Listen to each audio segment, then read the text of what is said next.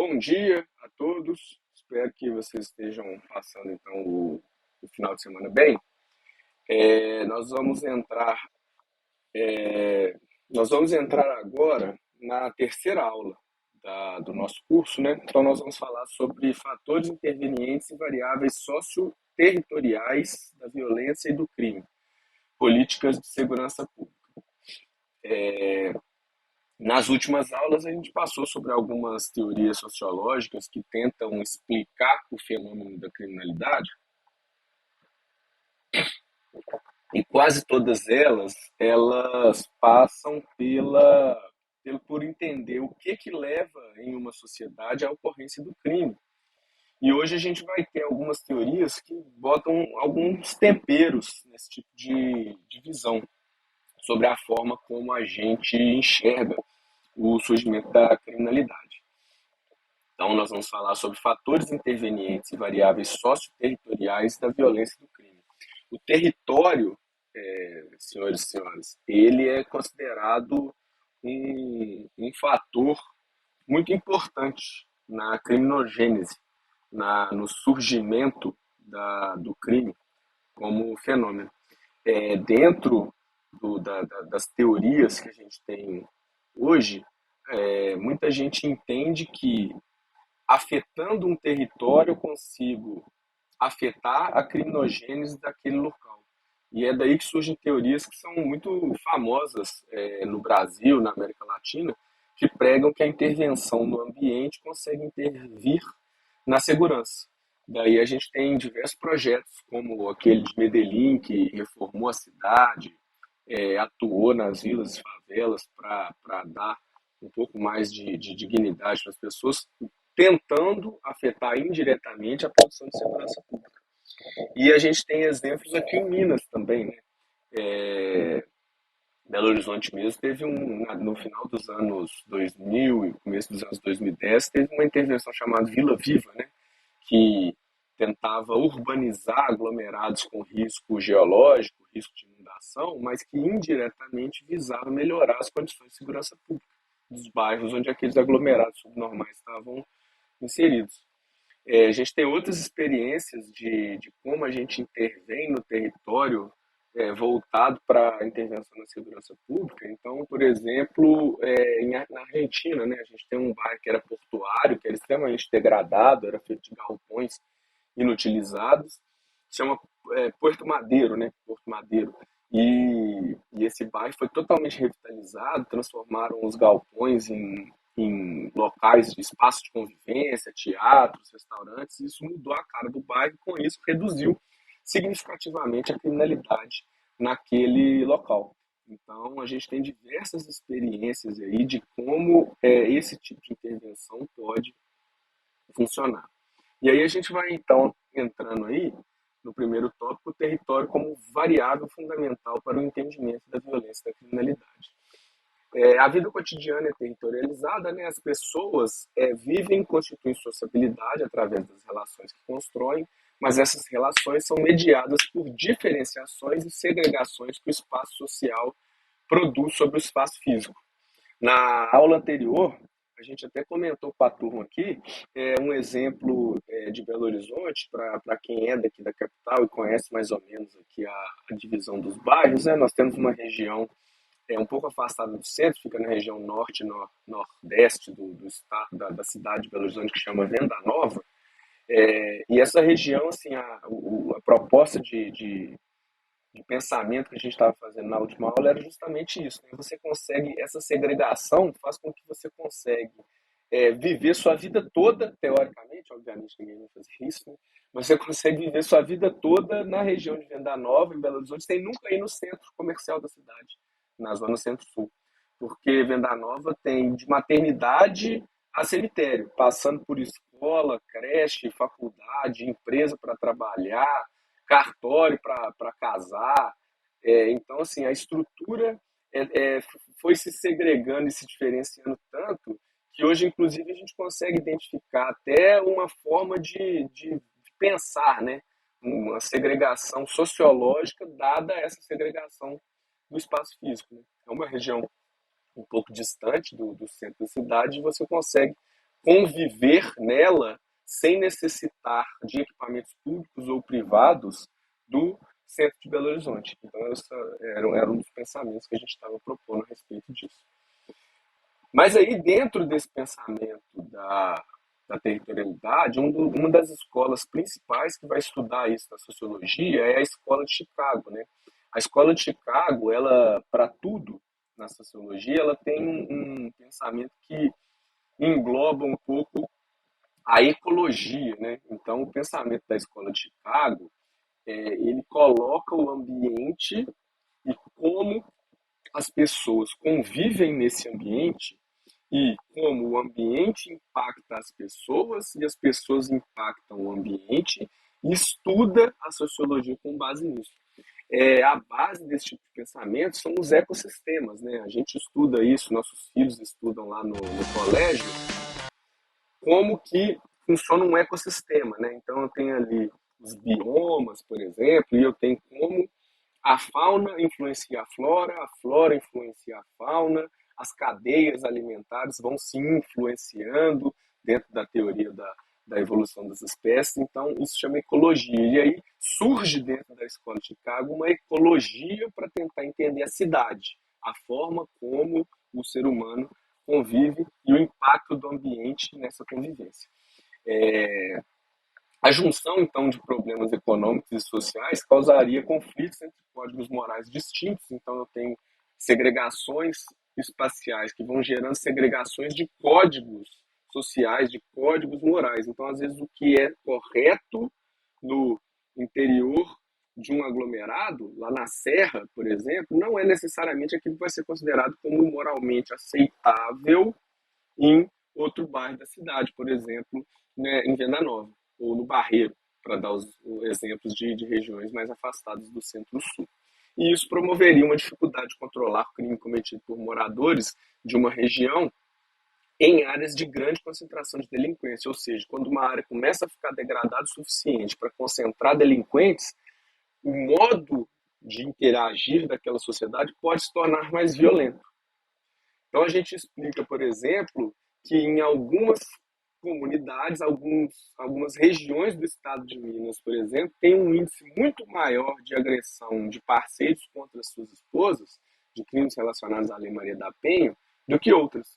Isso pode estar ligado a códigos morais que estão em vigência em alguns territórios de Minas Gerais e que não estão mais em vigência em outros territórios, por exemplo. Major, Diga! o senhor permite uma observação rapidinho? Sempre! O que acontece? Eu,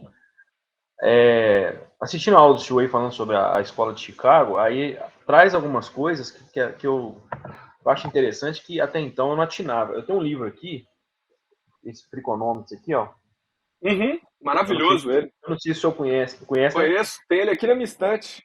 E é interessante, esse livro eu comprei há muitos anos atrás. E eu nunca tive anime de ler ele todo, sabe? E aí, quando eu ouvi falar isso aí da escola de Chicago, eu voltei a lê-lo. E porque tinham feito ombro-arma nele. E eu tinha Aqui, ó. emprestado, agora eu tô com ele de volta. Aqui, ó, pra você não falar que eu sou mentiroso, ó. Tem os dois aqui, ó. Tem o Tem o 2, né? Freakonomics e tem o 2 aqui, ó. O Super. Tá aqui. Os livros aqui não é E só de. Não é enfeite virtual, não, tá, gente? Tem que ler os livros que a gente tem em casa. eu emprestei ele, fizeram ombro-arma, agora eu peguei de volta. E eu acho interessante que como que os economistas têm uma visão interessante de segurança pública, né? E Sim. muitas vezes a gente não atina, igual ele fala a questão do aborto na década de 70, né? Que depois pode ter impactado na década de 90 nos crimes em Nova York, e Uhum. não só a lei tolerância zero. Ele fala E sobre crimes ligados à prostituição também, né? Como o que super predador, né? existe um mercado econômico ligado ao crime. Nós vamos falar disso na próxima aula, na aula 4. A aula Ah, 4 é sim. dedicada, a gente vai falar sobre gestão integrada de segurança pública, isso envolve as teorias modernas, e as teorias mais modernas para tratar de forma integrada, de forma sistêmica a análise do crime, elas envolvem isso, a gente identificar que o crime funciona como uma empresa. O PCC, por exemplo, é uma multinacional, né? É uma empresa com Sim. sede em vários países. Mas é bacana demais, porque, assim, que um economista muitas vezes tem uma visão de segurança pública Sim, e de sociologia maior do que a gente até imagina, né? sim, sim. Inclusive na aba da semana 4 da aula, que já está disponível para vocês, se vocês quiserem, eu já coloquei lá alguns artigos. Alguns deles estão em inglês, mas hoje em dia a gente coloca no Google aí e traduz o arquivo rapidamente para quem não tem domínio do inglês para poder ler em português. Mas são artigos muito interessantes que falam justamente sobre isso. Hoje a gente vai começar a entrar nessa teoria do sujeito racional, o criminoso como uma pessoa que faz escolhas baseadas em vantagens e desvantagens, em utilidade, que é um conceito propriamente da economia, e aí na quarta aula a gente vai terminar de pular de cabeça nessa influência da teoria É, econômica com o crime. padrão. Obrigado. Mas aí, pessoal, uma das derivações dessas teorias que vão identificar a influência do espaço territorial no cometimento de crimes vai ser uma teoria que a gente chama em português de teoria das janelas quebradas, né? Ela se aproveita da vertente sociológica que vê a subcultura de alguns territórios como uma das explicações possíveis para o crime e o criminoso. Aqui a gente tem uma janela de uma casa, de um casarão velho quebrado, mas na verdade essa experiência começou com carros, né? Ela queria inicialmente provar o que o Felipe Zimbardo e a equipe dele inicialmente tinham como premissa, era de que locais com maior índice de pobreza tenderiam a ter taxas de degradação ambiental maior. Então, eles queriam colocar um carro e ver se ele seria vandalizado numa área pobre em relação a uma área rica. Esse era o teste inicial deles, né? Então, eles colocaram um automóvel idêntico num dos bairros mais ricos dos Estados Unidos, o bairro de Palo Alto, na Califórnia, e um outro num bairro muito pobre, na periferia ali da ilha de Manhattan, ali num bairro de Nova York chamado Bronx, que é um bairro de maioria negra e que na década de 60, 70 era considerado um dos bairros mais violentos de Nova York. Né? Se a gente vê filmes aí da década de 80, geralmente quando tem uma gangue, uma quadrilha de Nova York sendo retratada, geralmente ela é da área do Bronx, né? Isso é curiosidade do cinema americano. Mas o fato é que lá no Bronx, depois de 30 minutos, o veículo do teste do Zimbardo estava realmente totalmente depenado, né? Sem roda, sem rádio, sem antena, sem retrovisor. Em contrapartida, o veículo idêntico a esse, que tinha sido deixado no bairro muito rico, lá do outro lado dos Estados Unidos, na Califórnia, ele passou mais de 24 horas intacto. E aí, inicialmente, a equipe pensou, bom, a gente conseguiu comprovar nossa teoria, né? Só que eles chegaram à conclusão depois que se você depenasse o carro na Califórnia, fosse lá e quebrasse algumas janelas, e por isso a teoria chama teoria das janelas quebradas, você induziria os jovens ali da classe média mais alta dos Estados Unidos a passar, olhar e falar assim, uai, tá podendo depredar? A gente não sabia não, vão depredar também. E aí, depois que você faz a primeira depredação no veículo, no bairro de classe média muito alta, a depredação rapidamente se deteriora, até que o veículo acaba destruído. Então, eles chegaram à conclusão que quando você dá esse tipo de indicações, né, de indicativos para a sociedade de que aquele local está sem vigilância, que não tem ninguém cuidando daquele carro, você acaba é, dando uma certa impressão de falta de vigilância e isso poderia levar a um aumento da criminalidade. Qual que é a crítica que as pessoas fazem à teoria das janelas quebradas? Ela demonstra correlação, mas não demonstra causalidade. Né? A gente já conversou um pouco sobre isso na aula passada, mas, por exemplo, se eu consigo comprovar que locais degradados costumam ter taxas de criminalidade maior, isso eu consigo comprovar, já teve vários estudos comprovando essa correlação. Nunca eu consegui, de forma definitiva, comprovar uma causalidade, ou seja, a causa da degradação criminal é efetivamente a degradação territorial. Eu consigo comprovar que as duas andam juntas, ou seja, existe uma correlação, mas eu não consigo comprovar a causalidade.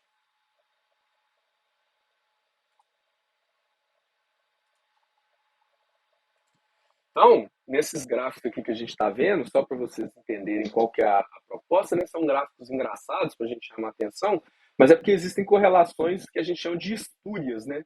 Na ciência estatística.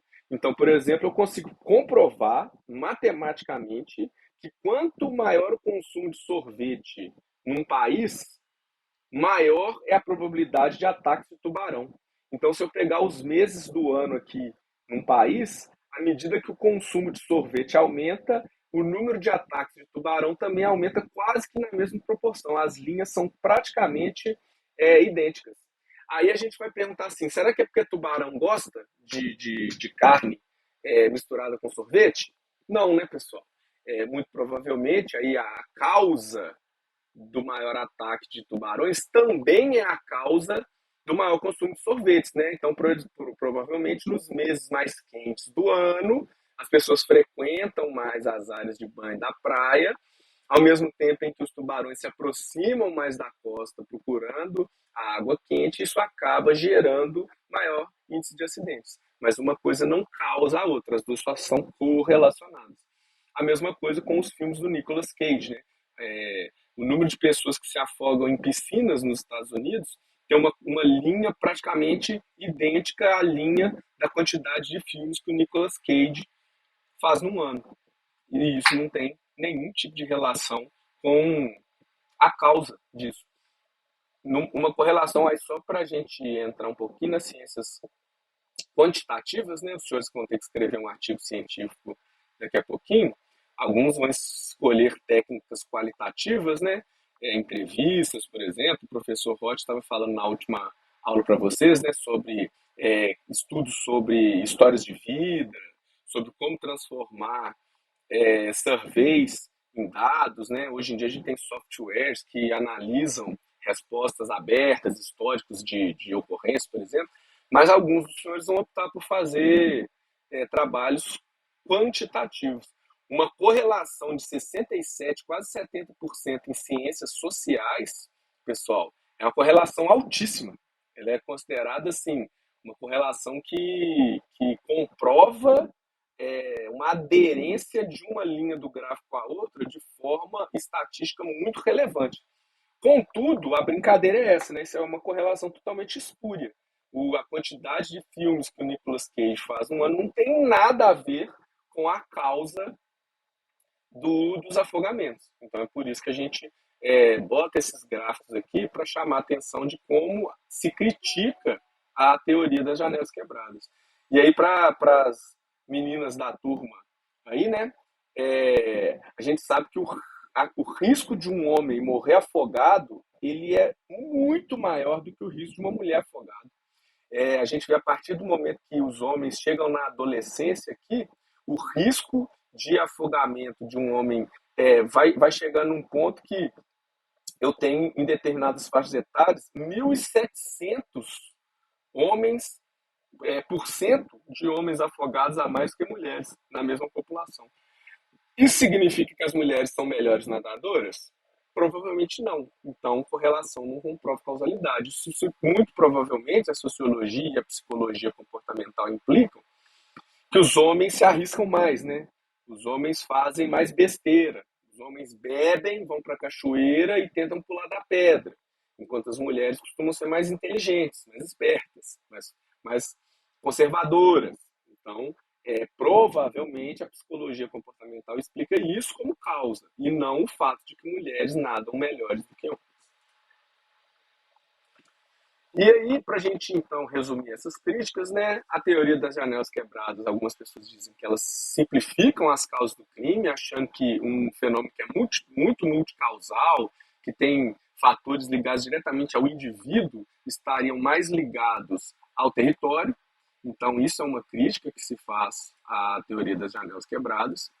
Uma outra crítica é que ela tenderia a criminalizar a pobreza, já que ela indica que locais populados por pessoas em situação de rua, que locais típicos de classes mais pobres, como eles costumam ser mais degradados, então ela indicaria que lá seria a concentração do crime. Então, alguns críticos diriam que ela poderia, de alguma forma, criminalizar a pobreza.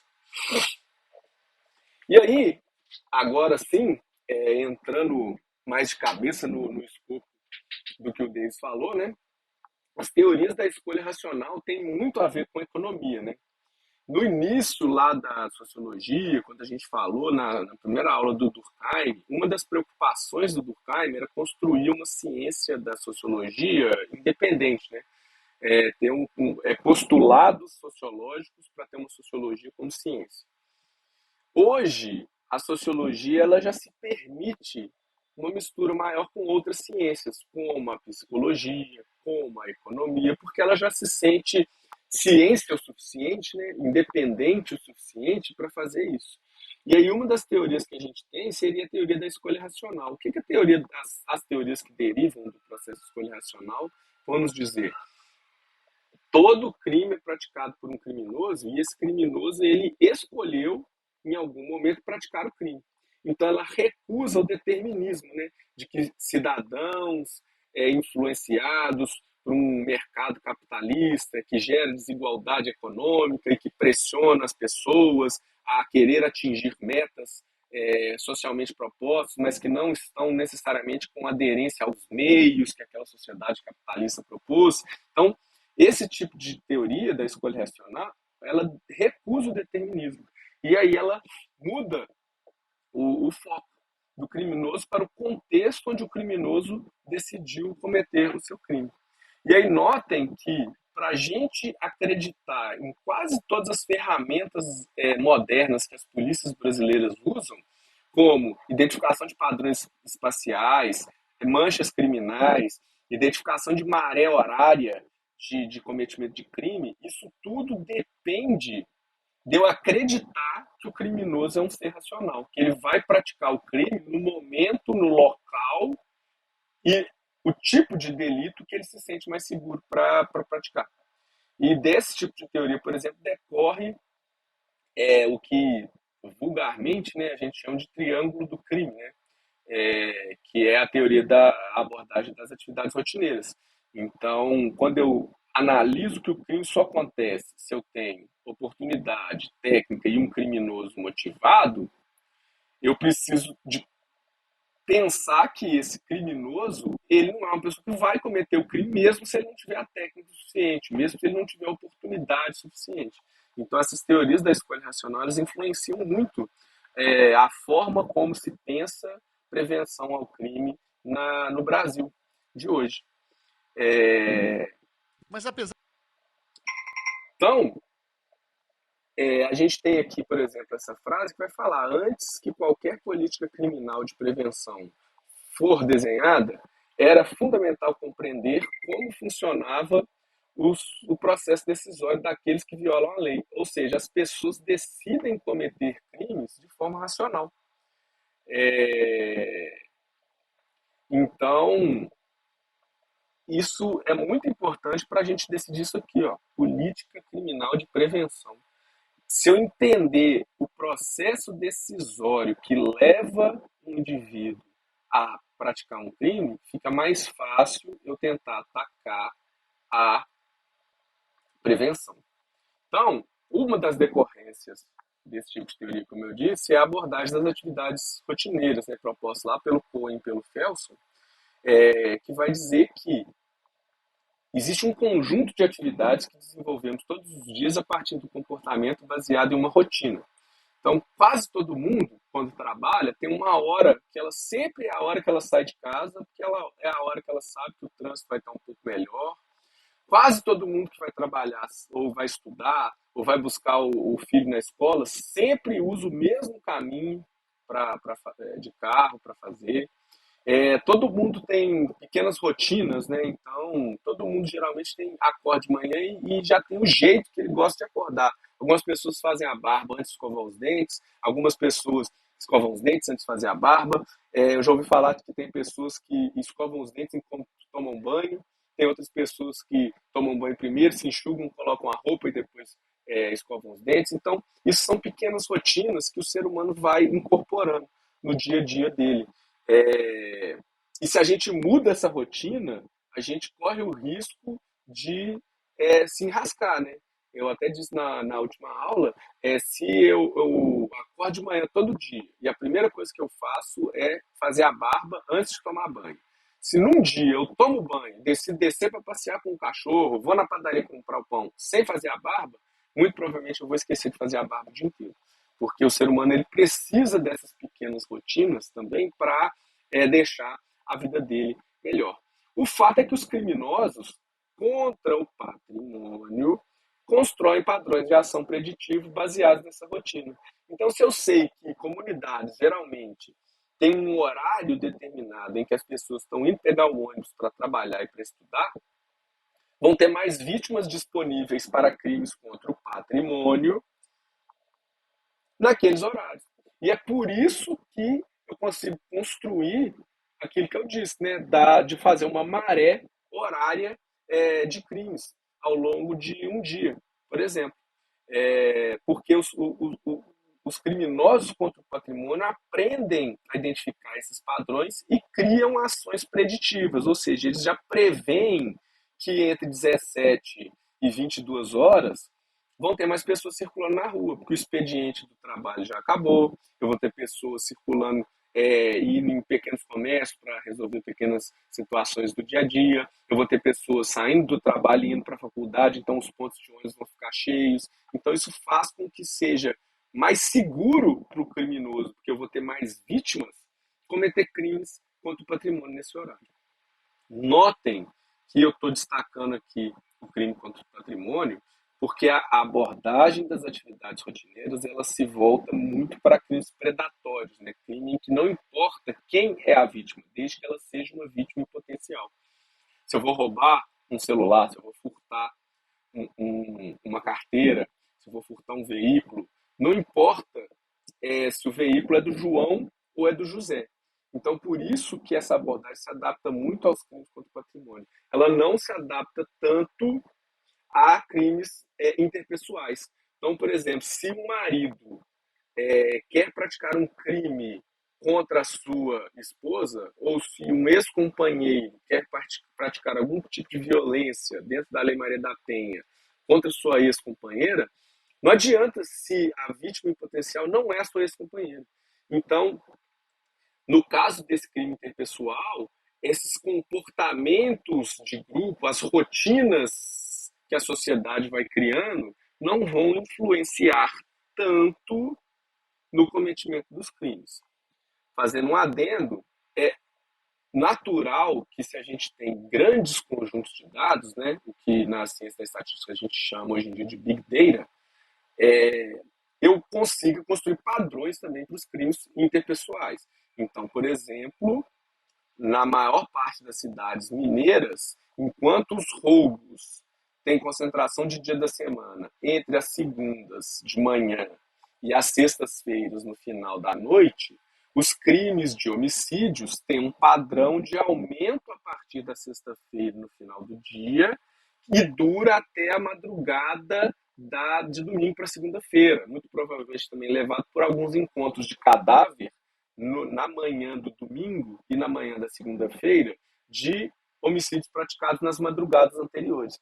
Mas quando eu começo a ter grandes conjuntos de dados de homicídio, eu também começo a construir padrões. Mas esses padrões são menos confiáveis para a prevenção do homicídio do que padrões de crime contra o patrimônio.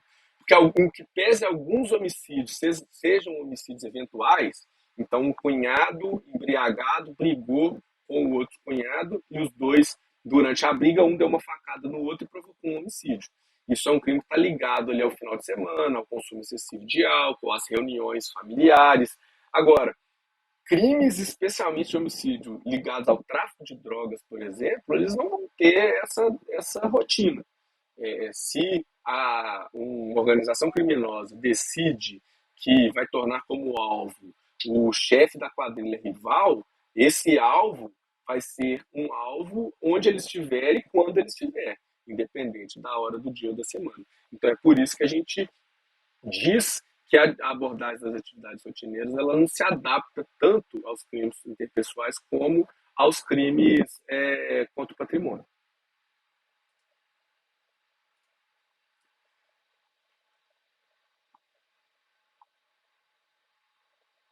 Mas aí, só para a gente entender melhor essa questão,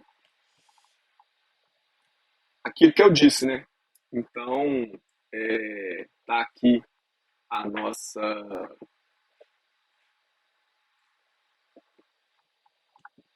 nosso gráfico, né, que a gente tentou exemplificar de forma muito ruim.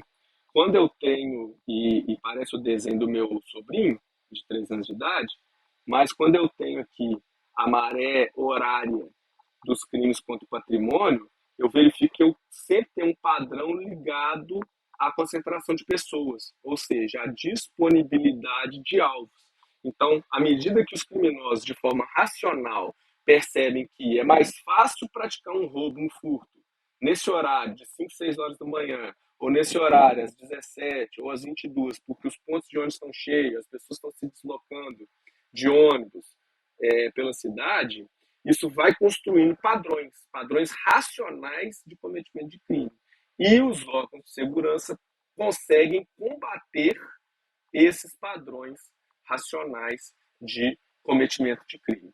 Então, apesar do gráfico parecer ter sido desenhado pelo meu sobrinho, era mais ou menos isso que a gente tentou explicar com ele.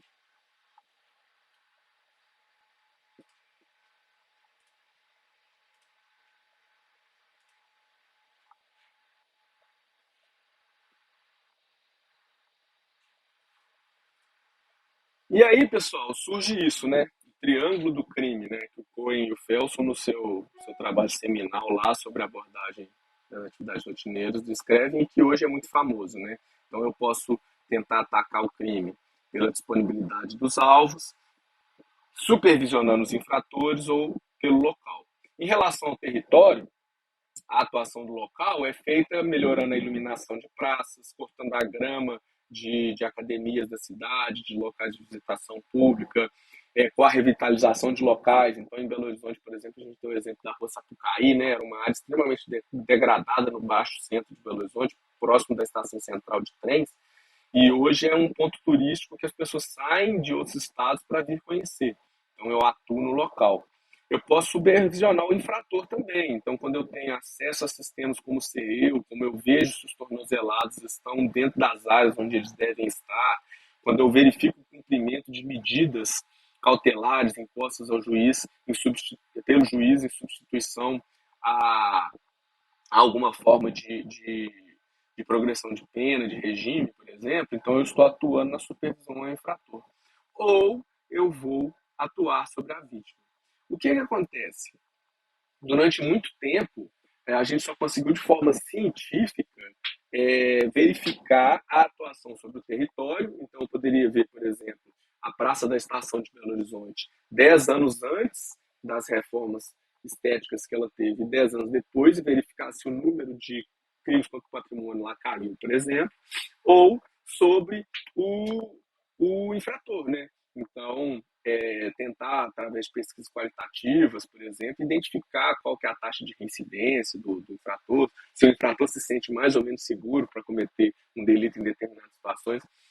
Mas a pandemia ela proporcionou para a gente um experimento único, porque a gente conseguiu fazer um teste em tempo real de como funciona a sociedade sem as vítimas disponíveis, né? Então, durante a pandemia, em que pese a gente tivesse ainda diversos infratores motivados a cometer crimes, de uma hora para outra, então aqui nós temos o final do carnaval de 2020, né? E de uma hora para outra, os governos simplesmente decretaram lockdowns e as pessoas pararam de circular, as empresas fecharam, as escolas fecharam, não havia mais pessoas circulando na cidade, não havia mais vítima disponível para esses crimes predatórios. E aí a gente tem, nesse artigo científico, por exemplo, analisando os crimes contra o patrimônio em Minas Gerais, o quanto os crimes contra o patrimônio de roubo de furto caem, eles caem ali 2 desvios padrão em relação a sua mediana histórica no momento em que eu tenho lockdown. E aí, lentamente, depois, à medida que as pessoas vão voltando a circular, eles voltam, e mesmo assim, lá no final de 2020, eles ainda se mantinham um desvio padrão afastados da linha de tendência histórica. E a contraprova disso, inclusive para mostrar que havia infratores motivados, é que o crime de estelionato aumentou na mesma época, né? Por quê? Porque passou-se a desenvolver crimes de estelionato de forma digital, de forma virtual. Então, a vítima que estava em falta, né, a escassez de vítimas em via pública, foi substituída pelo criminoso que continuava motivado por uma abundância de novas vítimas em ambiente virtual. Nós tivemos aí pagamento de auxílios, diversas pessoas que tiveram que migrar algumas atividades dela para o ambiente online e que não tinham letramento digital suficiente, e isso aumentou a disponibilidade de vítimas do crime virtual. Por outro lado, como eu havia dito, né, os crimes de homicídio, por exemplo, eles inicialmente caem, mas eles voltam mais rapidamente, e no final de 2020 eles já estavam muito próximos da sua linha de tendência histórica. Enquanto os crimes contra o patrimônio ainda não tinham voltado nem para mais nem para menos no final de 2020, os crimes interpessoais de homicídio, por exemplo, já estavam quase retornando em relação à sua tendência histórica. Aí a gente tem um outro artigo científico aqui, utilizando um método de projeção de séries temporais. Aqui os picos vermelhos são semanas na cidade de Belo Horizonte, onde eu tive grandes picos de furto naquela semana. Geralmente são grandes eventos, né? Então, no comecinho de cada ano aqui eu tenho o pico, que é a semana do Carnaval em Belo Horizonte, a partir do momento em que o Carnaval de Belo Horizonte começou a ficar muito famoso, né? 2017, 2018, 2019, 2020, porque eu tive o Carnaval de 2020, né? O lockdown ocorreu depois do Carnaval. Eu tenho algumas outras semanas aqui que são consideradas pico e geralmente são grandes eventos no centro de Belo Horizonte. Ou algum dos times de Belo Horizonte ganhou algum campeonato nacional, ou eu tenho algumas festas típicas aqui de Belo Horizonte. Tem uma que chama Oktoberfest, uma que chama Festa Italiana. Mas, enfim, são semanas em que houve grande quantidade de furtos na cidade. E aí, quando eu tenho lockdown, despenca a quantidade de furtos por semana na cidade de Belo Horizonte. E vai caminhando assim, inclusive no ano de 2021, esse artigo científico, que ele continuou estudando ao longo do ano de 2021. E continuou bem abaixo, né, da linha que vinha acontecendo. Enquanto isso, os crimes de homicídio na cidade de Belo Horizonte, usando a mesma técnica estatística de projeção de séries temporais, eles tiveram um pico aqui, né, no carnaval de 2020, como é normal, né? Sempre costuma ter um pico de homicídio no carnaval, mas eles caem depois do decretação do lockdown, mas eles não caem tanto e eles continuam, eles retornam a bem mais próximo da sua linha de tendência do que os furtos.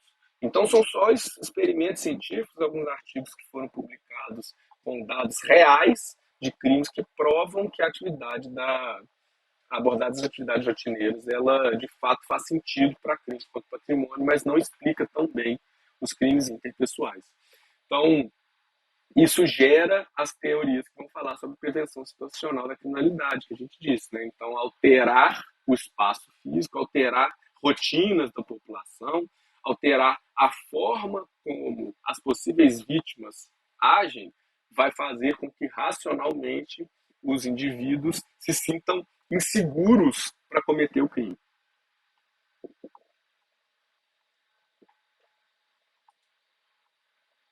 E aí, para terminar a nossa aula, pessoal, a gente vai falar sobre comportamento de gangue e a produção de violência, né? Alguns termos que estão ligados à violência, eles são um pouco complexos e a gente precisa discutir. Um deles é essa noção de gangue. Então, Entre as diversas formas possíveis de violência em territórios estão aquelas relacionadas à presença de gangues e de tráfico de drogas, muitas vezes com crianças e adolescentes entre os seus membros. Na América Latina, nos Estados Unidos e na Europa, o problema de envolvimento de jovens em grupos armados e conflitos territorializados constitui objeto de investigação há muito tempo. Para que se tenha uma ideia, já no século XVIII, alguns textos traziam descrições detalhadas de conflitos protagonizados por gangues nos Estados Unidos. Então, tem até um filme bem famoso, né, que chama Gangues de Nova York, né, que mostra como que eram o funcionamento de gangues, principalmente de imigrantes, né, que haviam na ilha de Manhattan e nos seus entornos, lá no final do século XVIII, começo do século XIX. Mas o fato é que o que a gente chama na ciência da criminologia de gangue não é necessariamente aquilo que a mídia, por exemplo, chama de gangue. Nós que somos especialistas, né, nós temos conceitos mais sedimentados. Então, para as nossas finalidades, gangues são grupos à parte do restante da comunidade que, em primeiro momento, se formou de maneira espontânea, mas que posteriormente se integra através do conflito. Esses grupos e seus membros se caracterizam pelos seguintes tipos de comportamento: reúnem-se pessoalmente, andam sempre juntos em seu território, entram em conflito com outros grupos semelhantes ou com a comunidade, envolvem-se na prática de crimes ou vandalismo e, como resultado desses comportamentos, os grupos desenvolvem espírito de corpo, solidariedade entre seus membros, estrutura interna, moral própria e ligação com o território. Notem que esse tipo de conceito ele se aplica muito mais no Brasil, por exemplo, a pequenos ajuntamentos, como, por exemplo, torcidas organizadas, do que a grandes organizações criminosas complexas. Então, em que pese a gente, de vez em quando, ver algumas pessoas chamando organizações criminosas que praticam tráfico de droga e homicídio em alta escala de gangues, na verdade, o conceito de gangue é um passo atrás. Na última aula, a gente até comentou que a gangue ela tem um processo de identificação ali um pouco mais com a causa, né, com o grupo, com o senso de pertencimento, do que especificamente com a prática de crimes dentro de um mercado serial. E isso se aplica muito mais, por exemplo, a uma torcida organizada, por exemplo. Na década de 90, início dos anos 2000, a gente tinha pequenas gangues, até em bairros de classe média baixa, né? Não só nas periferias de Belo Horizonte, mas no Jaraguá, por exemplo, que não é um bairro pobre, tinha uma gangue, chamava G90.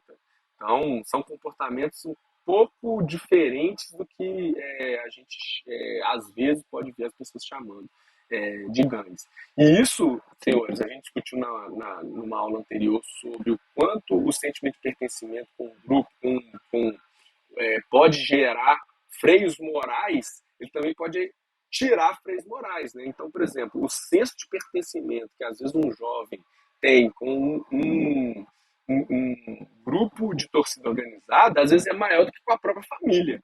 Para quem já foi aí num enterro de um grande líder de torcida organizada, a gente vê que eles têm assim, um senso de um com o outro, que todos choram lá, todos fazem discurso sobre o quanto o outro é importante. Então, assim, realmente é um comportamento que traz algum senso de pertencimento.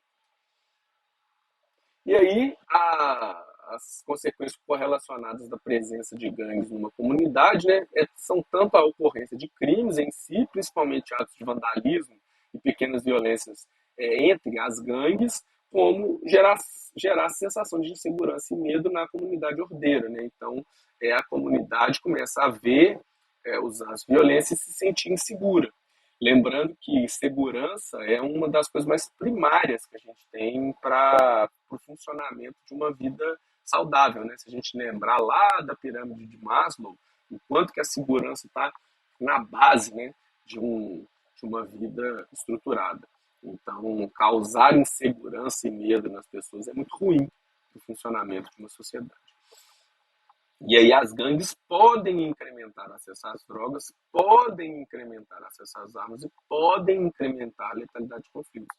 Notem que o que a teoria e os especialistas vão nos dizer nos textos é que podem, não necessariamente vão, porque, como eu disse, esse conceito de gangue que vem lá dos Estados Unidos, ele fala muito mais sobre esse ajuntamento de jovens que acaba levando à delinquência do que propriamente de associação criminosa.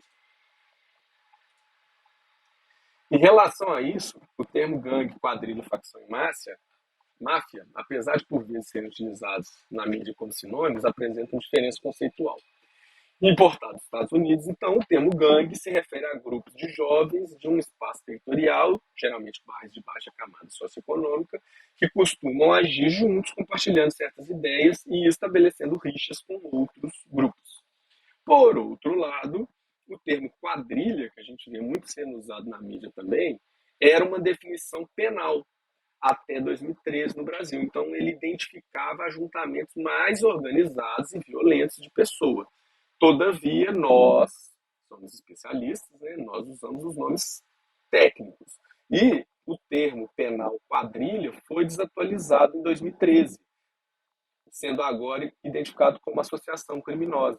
Então, se a gente verificar lá no nosso Código Penal brasileiro, nós veremos que, enquanto o crime do artigo 288, associarem-se mais de 3 pessoas, era o crime de formação de quadrilha ou bando, ele, a partir da Lei 12.850 de 2013, passou a ser denominado o mesmo artigo 288, associarem-se 3 pessoas ou mais, passou a ser o crime de associação criminosa. Então, teoricamente, hoje o crime quadrilha está desatualizado. Não existe mais o crime de formação de quadrilha no Brasil, e sim o crime de associação criminosa.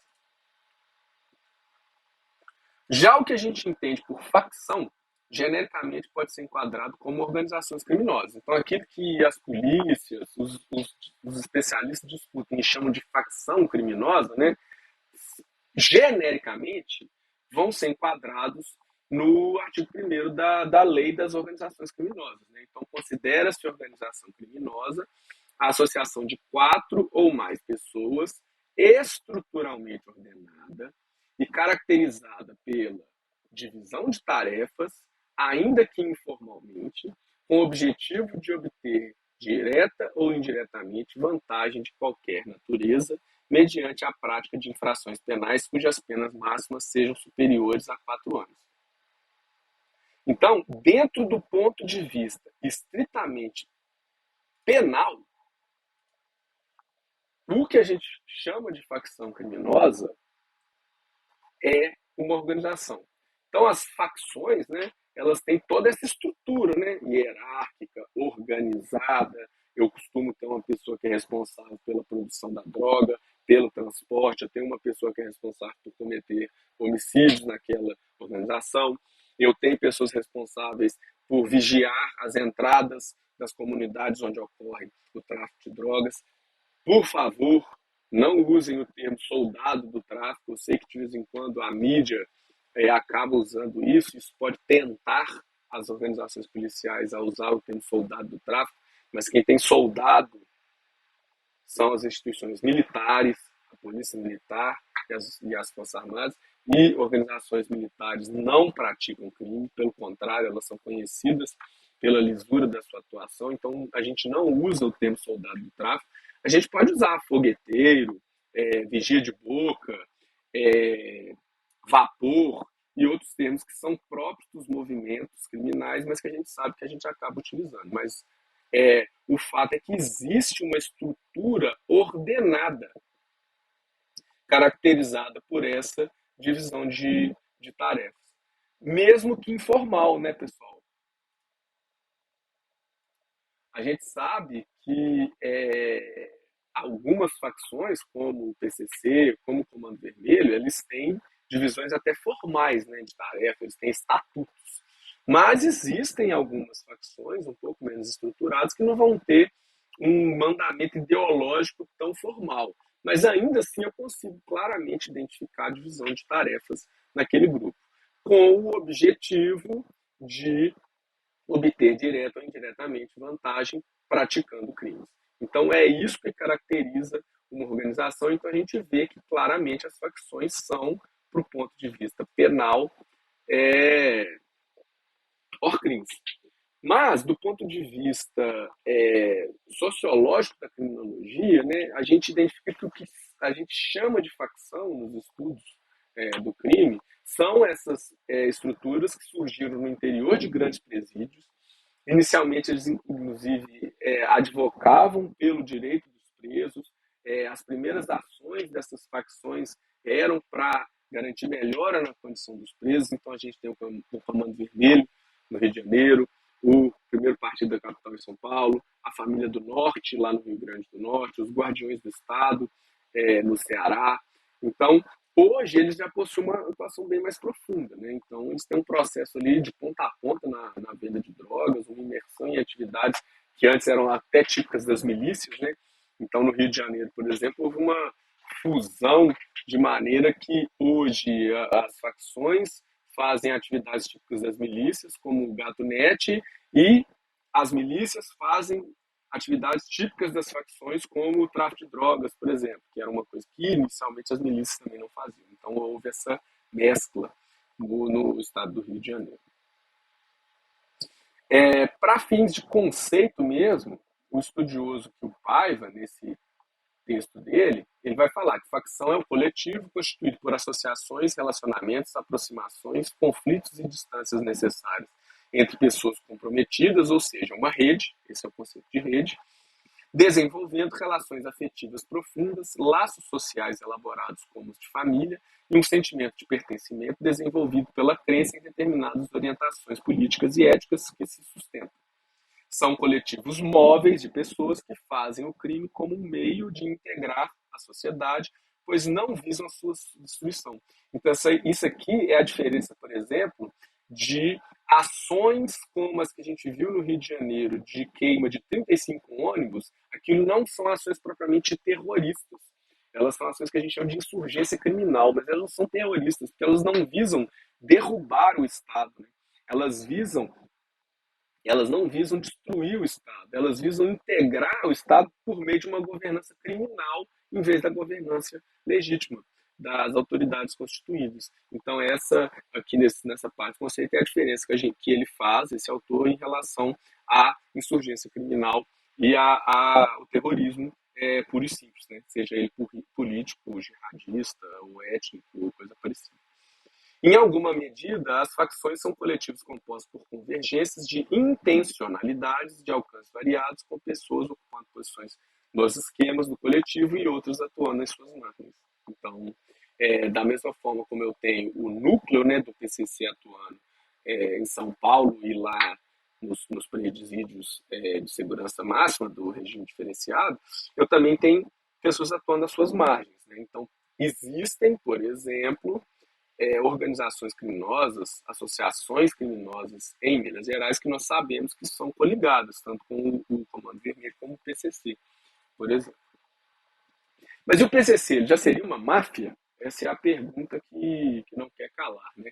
Então, alguns estudiosos de hoje, eles dizem que o PCC ele já teria passado a linha de uma facção criminosa e devido a se imiscuir, inclusive na política, no judiciário. Então, a gente tem notícias aí, algumas investigações que dizem de pessoas que estão tendo o cursinho de direito para passar num concurso público pago pelo PCC. A gente sabe que existem em alguns municípios vereadores que são faccionados. Então, o PCC seria já uma instituição como uma máfia. É isso que alguns estudiosos já dizem, né? Ele teria passado a linha da atuação meramente criminosa para a atuação política, para os tentáculos ali dele influenciarem as decisões políticas, além dele ter assumido todo o processo, né? Então, hoje o PCC ele é dono desde a produção dos pés de coca na Bolívia até o esquema de traslado internacional dessa droga para a Europa e para os Estados Unidos. Então, ele assumiu o processo todo de forma que ele já teria deixado de ser simplesmente uma organização criminosa.